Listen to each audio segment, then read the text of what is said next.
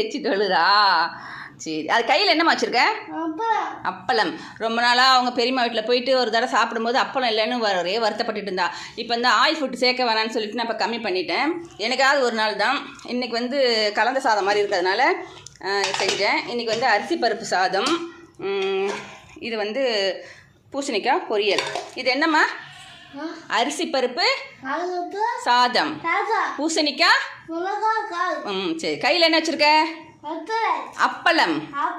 பூ போடு, அதில் போடுங்க. பயப்படாது, போடு போடு. போடுங்க, போடு. 1 2 3.